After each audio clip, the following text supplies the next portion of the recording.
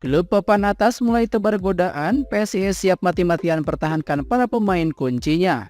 CEO PSIS Semarang Yoyok Sukawi sudah bersiap-siap untuk membentengi para pemainnya yang mulai digoda oleh beberapa klub papan atas BRI Liga 1 2023-2024.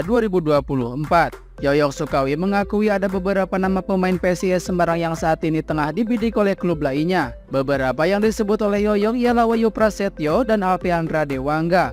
Kedua pemain ini memang cukup moncer musim ini, bahkan keduanya juga mendapatkan panggilan Sintayong di timnas Indonesia. Khusus untuk Wahyu Pras, dia sempat mencatat debut pada laga FIFA Matchday kontra Turkmenistan. Sementara Alfiandra Dewangga mulai kembali mendapatkan panggilan. Dia mulai kembali dipercaya Sintayong pada Piala AFF U23 2023, lalu dipanggil untuk kualifikasi Piala Asia U23 2024. Bekas anggota Komite Eksekutif atau Exco PSSI itu mengatakan, Mahesa Jenar siap berusaha sekuat tenaga untuk mempertahankan para pemainnya yang menjadi andalan pelatih Gilbert Agius pada BRI Liga 1 2023-2024.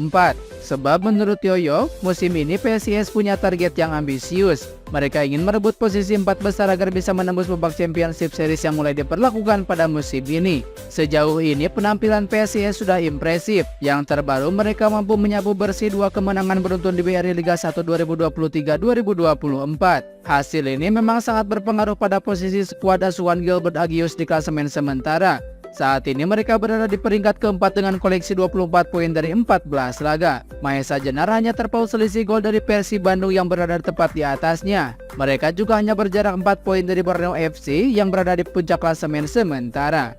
Tambah 2 emas dan 2 perunggu, Indonesia perbaiki peringkat di Asian Games. Asian Games telah menyelesaikan seluruh pertandingan dari berbagai cabang olahraga pada hari ke-10, Senin 3 Oktober 2023. Posisi kontingen Indonesia berubah pada klasemen sementara perolehan medali. Sampai pukul 23.00 waktu Indonesia Barat, kontingen Indonesia berada di urutan ke-12 atau naik 1 strip dari posisi klasemen perolehan medali sementara Asian Games 2022.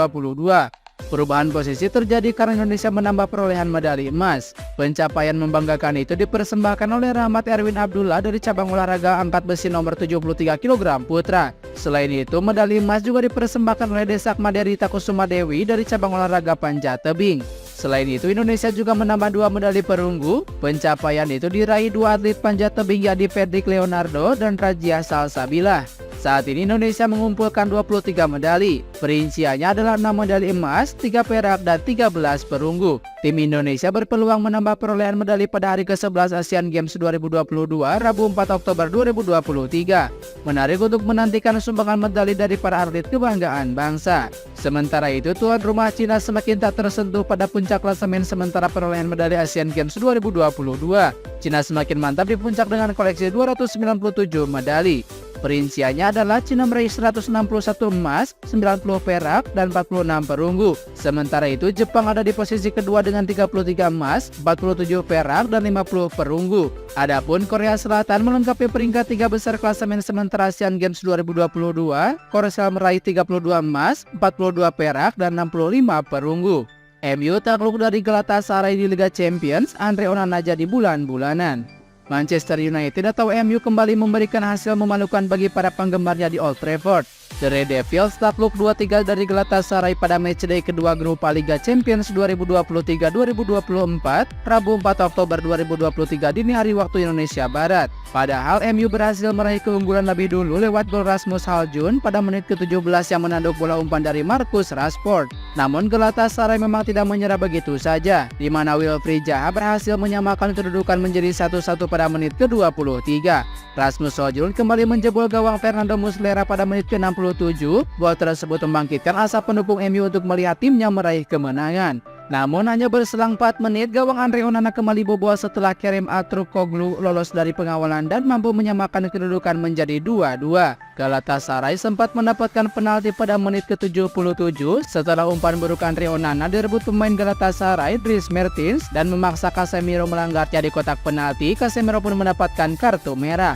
Beruntung gawang MU tidak bobol oleh eksekusi penalti Mauro Icardi. Bukan kehebatan Andre Onana yang menjadi penyebabnya, tetapi memang eksekusi Mauro Icardi yang masih melebar ke sisi kanan gawang MU. Dalam kondisi kalah jumlah pemain, MU kembali kebobolan oleh gol yang dicetak Mauro Icardi. Pemain asal Argentina itu pun membayar kegagalannya melakukan eksekusi penalti dengan mencetak gol penentu kemenangan Galatasaray pada laga ini. Kekalahan yang dialami MU ini pun mengundang beragam reaksi di media sosial. Kebanyakan dari mereka menyorot performa Andre Onana yang kembali bikin gemas di bawah mister gawang The Red Devil.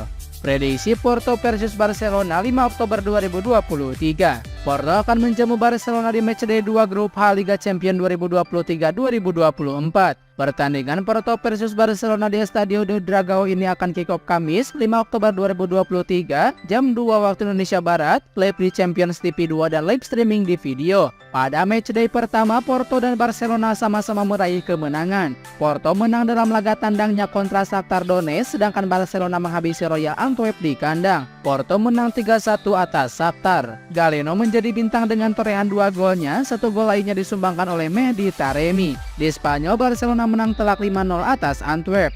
Joao Felix tampil cemerlang dengan kontribusi 2 gol dan 1 asisnya. Robert Lewandowski dan Gavi masing-masing menyarankan 1 gol, sedangkan 1 gol lainnya didapatkan dari bunuh diri pemain lawan. Akhir pekan kemarin, Porto dan Barcelona meraih yang bertolak belakang.